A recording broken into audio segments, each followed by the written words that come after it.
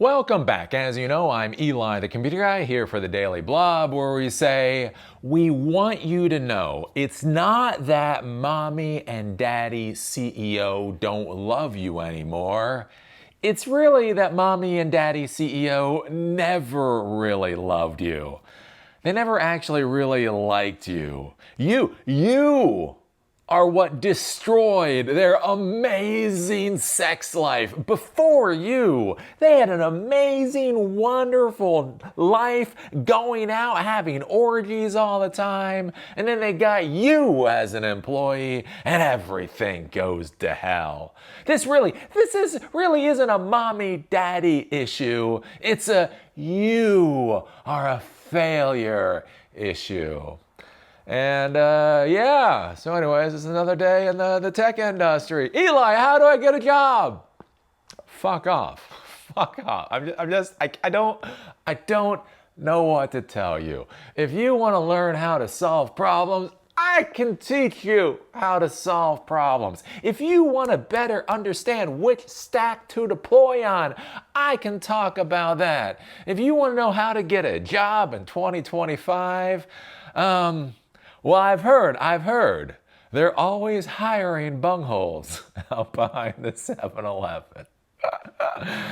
Anyways, I find this to be fascinating, not just because tech executives are doing, frankly, what I expected the tech executives to always do, but how they're blaming the employees for their own failures, right? So we're talking about AT&T, and they are pushing hard into return to office mandates here, and the CEO is basically telling the employees to suck it up, buttercup, and if you don't like it, you can just go somewhere else. And why I think this is funny, right? So I've been in tech since 1996, so at 29 years, depending how the math goes, 29 and a half years, right? Anyway, since 1996. So I've seen the cycles come and I've seen the cycles go. And the curious thing too is like doing YouTube and doing like this whole tech education thing. I've been doing this since 2009, like 16 years now. And even in that period of time, we've seen these cycles come. And the thing is, I just talk, from lived experience and training and education and reality. And I get so many people always pushing back on me, telling me how dumb I am. And so it's always funny to see how these cycles that are obviously the future go down in flames the way, anybody who understands our field would expect them to. You can put a rocket on a turkey, it don't mean the damn thing will fly. So I talk about that when I got in the corporate world, right? It was the world of cube farms, right? So they're moving away from private offices to cubes. And then they went from cubes to open office plans. Those are just horrible. And I complain about the open office plans. And people's like, you don't understand. Yeah, I don't understand. I do not understand how 6 people sit at one picnic table and actually get anything done during the day. But anyways, and then they went from open office plans, where I argued this is kind of stupid, to the whole collision thing, right? 2015 collisions were like the most important thing. You had to collide with other people in the company, right? And not just other like developers. It's not like a Node developer has to collide with a Python developer, but the idea was a Node developer has to collide with HR, and the engineering department has to collide with the legal department. So they were literally shifting where bathrooms were in facilities, just so there could be more collisions. And remember back in 2015 when I talked about collisions, and I went, when does anybody get work done? The one thing Eli has never understood is, in this modern world, when does anybody actually do the thing they get paid for? Okay, you're colliding all the time. Because like back in the cube farm era, don't get me wrong, we collided. You go, like there was a coffee pot, right? There was a break room. You go to the break room to grab a cup of coffee. While you're grabbing a cup of coffee, like there's a table or whatever else, and you sit down and somebody else is at the table and you have a short chat, and then you finish your cup of coffee and you get back to work. I mean, that's what we did. Like, how many collisions, like seriously, do you need in a day? I'm not saying you should just be in your little office or in your little cube and not meet anybody else, but how many people do you need to collide with? Anyways, right, so collisions, everything was about fucking collisions. All the way until COVID happened, and then it all goes work from home. Well, Obviously, Eli, everybody should always work from home. Work from home is superior. Any company that is not entirely work from home, they are going to be, debris of the past or whatever else. And again, I raised my hand. I'm like, yeah, but what about company culture? Like, how do you create company culture when you're all work from home? To be clear, when you have employees that have 3, 5, 6 years experience and you have them work from home, that's relatively easy to do in some ways. But what do you do about the young kids, right? What do you do with the people that are directly out of school, directly out of what? How do you actually get them up to speed? You need to smack them on the back of the head. I mean, that's what you do with a noob, right? There's all kinds of stuff that goes with this whole work from home thing that are functional problems. They're like, hey, isn't there some issues here? Eli, you're a moron. And now it's 2025 and everybody's going back to the office. Surprise. I'm not surprised. And not only is everybody going back to the office, but the CEOs are getting mean about it. They're getting mean. Why are you so lazy to want to work from home? Like, that's the weird thing I find about this too. And this is where I talk about the psychological manipulation, right? I never want to hear the word passion out of your mouth, right? If you say that technology is interesting to you, cool. If you like to work on puzzles, cool. If you're one of those people that you start working on something and then if it doesn't do what it's supposed to do, you get kind of like OCD about it and you just won't stop until you fix it, awesome. There's probably a few people I know that'll hire you. But here's the thing. The reason that I hate passion is because that is a manipulative word, right? That is one of the words that is used by the slaveholders of our modern society, right? Aren't you passionate to make me $1 billion? Like, what? No, that's not how it works. You should give up your family. You should give up your religion. You should give up your society and your community because of the passion that you have to make me $1 billion. That's what they're actually saying, jackasses. You might be too stupid to grasp that concept, which is what they're looking for in an employee, but that's what they're doing. But that's what we've seen over the past number of years, this whole thing with passion and then work from home. You've seen all these CEOs come out and they've been gushing about work from home. It's not that they actually believed it. It's not that they actually thought it was a smart idea. It's just the thing that they were supposed to say at the current moment in time. It's kind of like with BLM. It's kind of BLM. Again, I am a proud supporter. I am a loud and proud supporter of BLSM. Right? I will say that. I've said that on so many videos. Hundreds of thousands of people know I am a supporter of BLSM. So what's that? Is that bondage? No.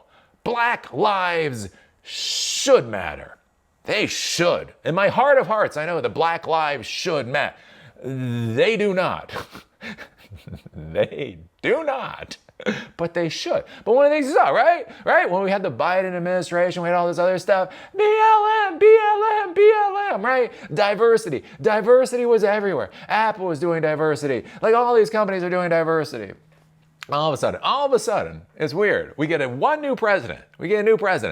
January 19th, 2025, diversity. Diversity is one of the most important things to make a business financially successful. If your company is not diverse, if you are not embracing DEI initiatives, then your company will fail. Stockholders will punish you. January 20th, 12 hours later, our companies are only going to focus on the things that actually matter. We are getting rid of all of our DEI programs. You notice this? You notice this with the CEOs, right? And this is what I try to explain to you folks. Do not trust what people say. I don't give 2 fucks what comes out of anybody's mouth. I want to see where they place their money. We did a fireside chat yesterday with Sean Urbas of Pandium. And that's one of the things I talked about in the beginning of the show for the people that were watching. I don't give a fuck what people say. What I want to see is where do they put the $100,000. That is what is actually interesting. So it's something for for you all to consider. Because right now, all the lies that have been spun to you over the past over a decade are being unwound because they were stupid. They were fucking stupid. Thousands, tens of thousands, possibly hundreds of thousands of worthless employees were hired, and they are trying to eliminate these bastards just as quickly as possible. And they will not take responsibility. They will not take blame. They will say it's your fault. It's your fault. So don't buy into it. Don't buy into the passion. Don't buy into the blame.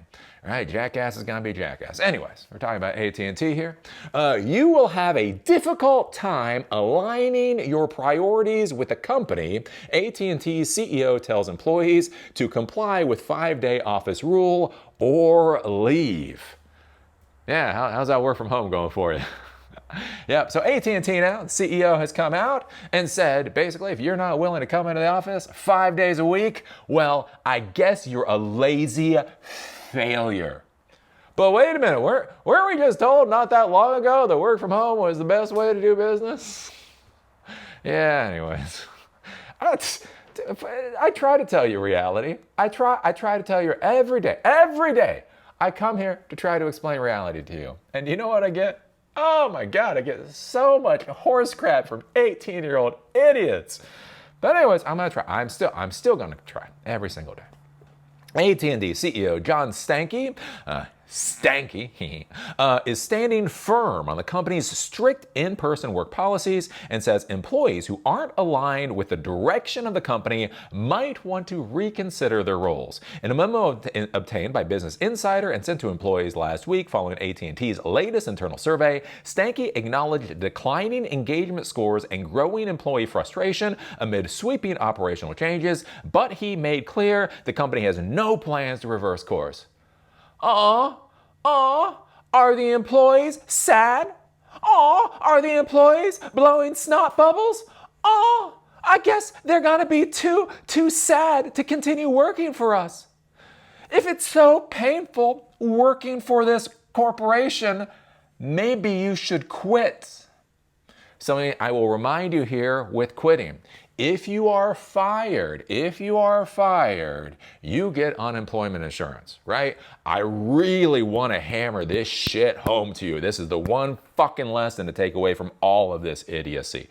If you are fired, in general, exigent circumstances, all kinds of stuff. But anyways, in general, if you're fired, you get unemployment insurance. Not only do you get unemployment insurance, but many times these corporations have specific severance packages. Whether they technically legally have to follow them, many times they will follow them just so they don't get into a crap show, right? So if they fire you, you get unemployment insurance and you get their severance package. There's some stuff with COBRA, with health insurance and all of that kind of stuff. This is very important right now because again, the economy is in a kerfuffle. And I'll say that. Again, lived experience. We have a family member right now. They've been working for a company for over 2 decades, right? They're high level in this company. And basically they've been given an early retirement option. Like out of the blue, they've been given an early retirement option. It appears everybody in their department has been given an early retirement option. And it seems like if they do not take that, they will be fired. So it's either take the severance pay or get fired later without the severance pay. And I'm starting to see more and more of that right now, right? You know, the Trump administration, I talk about politics. Why does politics matter? Why are Trump's piss poor, insane, senile policies important to you as a technology professional? Because look at it, right? We just had those job reports. The job reports got reassessed or whatever, so that we have a piss poor, we have a pathetic fucking employment growth rate in the country, right? The Trump administration has destroyed employment growth in the United States. Why this becomes important is because if you get laid off by the company, if you get fired, you get all of these benefits. You get COBRA benefits, you get unemployment insurance, you may get severance, all of that kind of stuff, right? If you quit, if you get tired of this shit, I'm tired of Mr. Stankey, and you quit, you don't get any of that. You decided to leave. Unemployment insurance is insurance for if you become unemployed for something outside of your control. Basically get fired, right? You quit, you don't get insurance, because motherfucker, you quit. You do not get unemployment insurance. You do not get, I don't think you get COBRA. I don't think you get COBRA. Anyways, you do not get severance. You just quit. So with these jackasses, make them fire you. Whatever you do, do not quit. Because if you quit, you are going to go into a shit job market. I am sitting here and I am talking to people in the real world. We just had the fireside chat yesterday. Co-founder, CTO of a company, 7-figure tech company. Basically, the big thing that he says is what keeps him up at night is the uncertainty, not knowing what the hell is happening. When he talks with his customers and with his vendors, it's the uncertainty. We are in a completely batshit crazy world because our president is batshit crazy, and the GOP Congress people are basically alpha dog poodles pissing on themselves to pretend they're alphas. So if you quit, there is a good chance you are not going to get a job very quickly. So make sure you get fired. Let's see here. And they don't care about your feelings. And I want you to understand this too, right? Because I get this complaint before. I talked about this with Microsoft, right? Some jackass is putting apartheid in their auto signature, and they think that's cool. And when I say, hey, you probably should not put apartheid in your auto signature, people get very mad at me. But think about this, right? As he said here, Stankey acknowledged declining engagement scores and growing employee frustration amid sweeping operational changes, but he made clear the company has no plans to reverse course. They don't fucking care about your feelings. To be clear, they never cared about your feelings. They placated you. They babied you. They were paternalistic towards you because they thought you were so fucking pathetic that you would eat it up. And the saddest thing is, you did. What is wrong with you? Why did you believe these people gave two shits about your existence? Were you so desperate for love and affection and meaning and a place in this world, you actually thought your executives gave a damn if a bus hit you on the way to work today? That's not how it works. That's just not how it works. Anyways. Quote, we have consciously shifted away from some of, let's see here. We have consciously shifted away from some of these elements and towards a more market-based culture focused on rewarding capability, contribution, and commitment. You know how I talk about ROI, return on investment. That's basically what they're saying there. Stankey wrote, quote, we believe this is the only way to succeed in the dynamic, technologically driven markets where we operate. He called out a small group of employees who expressed resistance to those changes, writing, quote, if a self-directed, virtual, or hybrid work schedule is essential for you to manage your career aspirations and life challenges, you will have a difficult time aligning your priorities with those of the company and the culture we aim to establish. If you don't want to come to the office, quit. The comments come as AT&T continues to consolidate employees into a limited number of hub offices, requiring many to work in person 5 days a week. Some workers have criticized the changes as disruptive or unfair, but Stankey defended the move as necessary for collaboration and career development. Wow, you mean you need to be around people for collaboration and career development? Shocking! I'm so surprised. Quote, our shift to hub locations was a pivotal step to more effectively achieve this goal. He wrote, concentrations of employees enables the teamwork, mentorship, and visibility that, when combined with performance and contribution, can better equip you to advance your career. Stankey urged employees to embrace the company's evolving culture and take personal accountability for adapting. And this is where it gets really funny, where he starts talking about your personal responsibility. Quote, commit to adjusting your own behaviors and actions without looking to your right or left or above to see what everybody else is doing. Yes, definitely do not look above.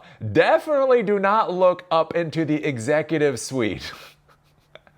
Make sure you focus on your actions. He said, quote, please jump in and avoid the human tendency to blame the neighbors for the problems in the neighborhood. Well, you know, if your neighbors is a house of meth heads, it might be a problem with the neighborhood. Stankey also touched on company efforts to improve tools, career growth, and employee well-being, and stressed that while leadership plays a role, real change starts with individual responsibility. This is your fault. You failed me. You failed yourself. You failed your family. It's time to buck up, Buttercup. Quote, our collective success also depends on each of us taking ownership where we can, he wrote, quote, rather than waiting for others to act. I encourage everyone to share their ideas and take initiative.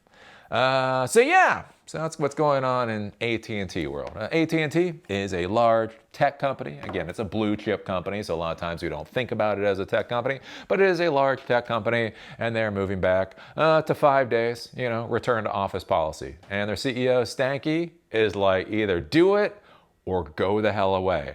I would argue this is going to be another initiative, essentially to eliminate employees. One of the big things going on right now, one of the problems we have right now with this whole economic kerfuffle, right, is that every time these companies do layoffs, depending on where they're at, either from a regulatory compliance standpoint, they have to notify their government they're laying off a certain number of people, or just when they do their SEC filings, they have to say that they're laying off people, especially when they're paying out severance pay.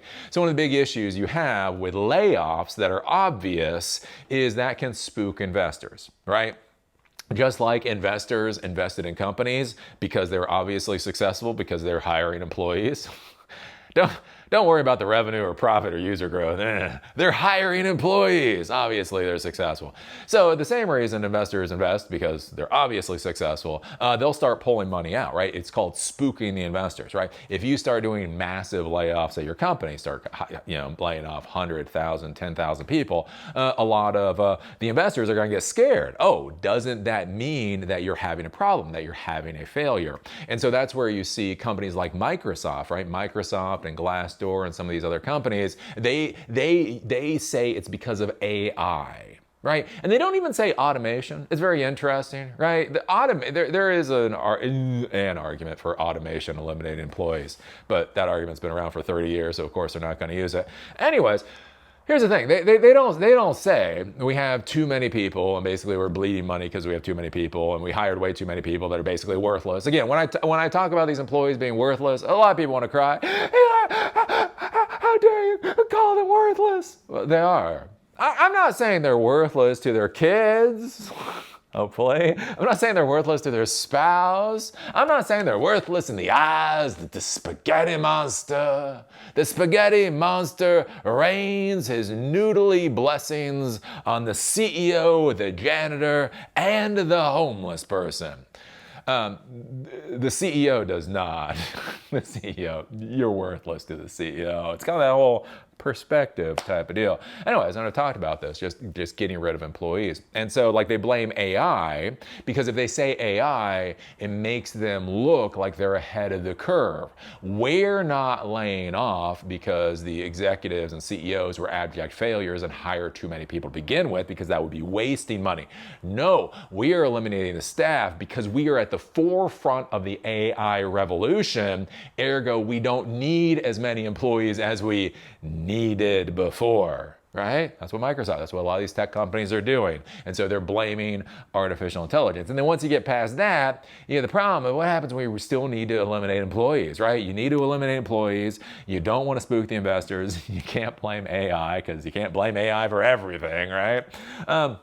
Then what you do is you start implementing policies that you know are going to be untenable for a large chunk of your employees. Like a large chunk of your employees, the fact of the matter is, right, they've got balls in there. They've got kids they've got to deal with. They have a house or a mortgage in a particular location. They have all this stuff they have to be concerned about. And so if you start putting draconian return to office policies on, there's a certain number of employees that are simply not going to be able to continue working for the company because right? It's no longer tenable for them. So that is a way to, again, eliminate employees, but not spook investors. We didn't do layoffs. We proactively changed our work environment in order to improve the efficiency of our employees. And during that process, you say things like some employees decided not to remain working for our company. right? And this is a huge issue that's going to be going forward with so many of these companies just dumping employees. And that's why I talk about this being an economic kerfuffle. It's very difficult to understand what's going on right now. During the dot-com bust, things were actually more transparent. Even though it was harder to get information, the internet wasn't quite what it is today. Slower to get information, harder to get information in some ways. People weren't obfuscating things nearly as much. When the Great Recession happened, it was hard to obfuscate that disaster. You can't obfuscate a financial nuclear bomb going off. Like, brah, you're not seeing that. No, we're seeing that, right? The issue we're having right now, though, is we're in this weird world where everybody is trying to obfuscate what's going on with the economy, right? The Trump administration is creating so much uncertainty in the markets, right? It is causing a real and actual effect on the markets. And to be clear, when I talk about Trump, we can discuss, we can have an argument, we can have a fucking knockout, drag-out argument about where this gets us in 2035. And that might be a good argument. Where does this get us in 2035? Where does this get us in 2040? I do not think these policies get us to a better place, but there can be an argument for that, right? There is no argument for the economic devastation this jackass is creating now, right? Adding all of these tariffs on a whim. Literally, it was like yesterday, he added an additional 25% tariff to India. So it's 50% tariffs on anything coming out of India that's going to the United States, right?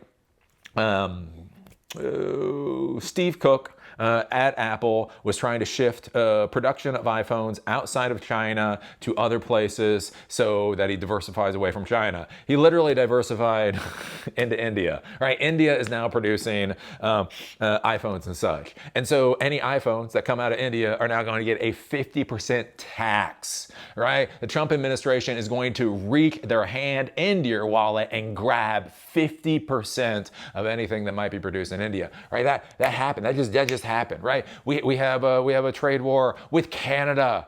Who the fuck? Why Canada? Right? We have all this other economic insanity going on. So you have this economic insanity going on, but the Trump administration cannot admit to reality. They cannot say we will go through pain now so that there will be success in 2035. No, they have to pretend that we're being successful now. So when we see the job numbers come down, what happens? He fires the commissioner for the department that put out the job numbers. Right? Oh, those job numbers are fake. We're going to make sure we put a real person in there to give the job numbers that Trump actually wants. And then you have all these other businesses, and they're now scared of Trump, so they're putting out weird shit, right? So we have the corporate America is fucking obfuscating what's going on economically. The government is obfuscating what's going on economically. Everything is just being obfuscated, so it is incredibly difficult to fundamentally understand what's going on with the economy. But go out and talk with people. You know, for you folks that actually have friends and loved ones that are outside, wherever it is you are, start talking with them. Start asking how they feel about the economy, what is going on with them in the world, and be careful about that. So anyways, that's what we're seeing with these return to office policies. And the curious, the kind of, the icing on the cake for AT&T is where they're blaming the employees. Well, you just got to stop being lazy. Anyways, yeah, this is the real world. I don't know what y'all want. I don't know. Look, I'm not here to talk about bezels. Like, I get so much crying. Crying, right? Look, I don't care about a bezel. I really don't care about a bezel. Can you believe how big or small or whatever no, I don't. I don't care about the bezel size. I don't care about the colors. Oh my golly, did you know this smartphone comes in, I don't know, Trump orange? No, I don't really care what color is a smartphone. I am interested in the business concept. I'm interested in the architecture. I'm interested in the infrastructure. I'm interested in how you deploy. I'm interested in how you ship. I'm interested in how you actually solve problems. And in the modern world, you do that with organizations. And so it's important to understand what is going on here, so you can get your mind around it to actually make the decisions that you want to make. I mean, be careful. My wife and I are looking at moving. So we are going to be moving at some point shortly. Shortish, I don't know. Anyways, but like this is a big concern. Like when you start looking at the price of houses, when you have 7% interest rates and where the current price of houses are, it's things like do you rent or do you buy? So when my wife and I, wherever we move, we're going to be moving to a much larger city. And so there's some nice places in some of these larger cities. But they also cost a couple of dollars. And so one of the questions like we have is do we go there and literally just rent for a year? Like I'm actually deciding to rent a house at least for a year because, and this is an important thing to think about economically, what you'll notice in a lot of these locations is the house prices are already being cut. Like you go to Zillow and you look at where you want to move, and you click on a house and it's like $50,000 less, $100,000 less, $200,000 less, $5,000 less, right? They're already dropping their prices from where it's been. And you think about where this economic disaster is going to go over the next 365 days, right? We are 6 months into the idiocy, right? The abject insanity of the Trump administration. Think about when we're a year and a half into it. Like, where is the economy, right? People have to be able to pay mortgages, right? The Trump administration has fired hundreds of thousands of federal workers. Now, however you feel about the federal workers, right? However you feel, put that to the side. Here's the thing. Hundreds of thousands of professional employees that were making stable professional salaries with stable benefits and the whole 9 yards just got eliminated from the federal government. Think about how many mortgages they had. Think about how many mortgages that are now a question mark. Think about how many things become a question mark. And those hundreds of thousands of employees come onto the job market at the exact same time we're in an economic kerfuffle. So the idea that those hundreds of thousands of employees, oh, this is a boon to our society because those hundreds of thousands of federal employees can now be released to drive, private profit instead of just, federal government sloth or whatever. Yeah. Does the private sector actually need hundreds of thousands of those employees? And then think about it, right? Again, if you're in a neighborhood, let's say you're in a Washington, D.C. neighborhood or a Northern Virginia neighborhood or a Southern Maryland neighborhood, right? And imagine if your neighbors, right? You're a tech startup founder, you're whatever, you're doing fine. But imagine if your neighbors who work for the federal government just got laid off or fired, and now they can no longer pay for their houses. So all of a sudden, they start selling their houses. And let's say the houses in your area, let's say they were worth $1 million.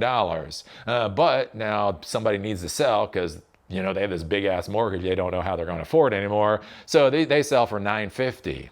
All right, $950,000. And then a couple other neighbors like, fuck, we need to sell. And so they go to the market and it's like, well, that was $1 million, but now it's $950,000. So they put on for $950,000. But then the people that go to actually buy the house are like, well, look, these houses were $1 million last year, but your neighbor just sold for $950,000. I mean, it's on a downward trajectory. We won't give you any more than, let's say, $875,000. Like, well, fuck, well, it's still more than I owe. Okay, I'll sell for $875,000. And you have a couple of other people, they're like, we won't sell for that less money. We're gonna tough it through. But they've got mortgages for like $1 million houses. That's a lot of money. It's like $10,000 a month. And they don't have a federal government employee. They're not federal government employees anymore. So they're like, crap. And then all of a sudden, they start going underwater on their mortgages. And all of a sudden, they start getting foreclosed on. And then banks now own these houses. Banks do not want to actually own houses. And so the banks just start trying to get that crap off the books. And all of a sudden, right, you're doing the right thing, right? You learned to code. You learned to code, big man, big girl. Right? But now your entire neighborhood is going to hell. And you had wealth. You had wealth in your house. You bought your house, well, let's say $600,000 is now worth $1 million. That is $4,000 or $400,000 in spread, right? That's $400,000 in wealth you've built up in your house.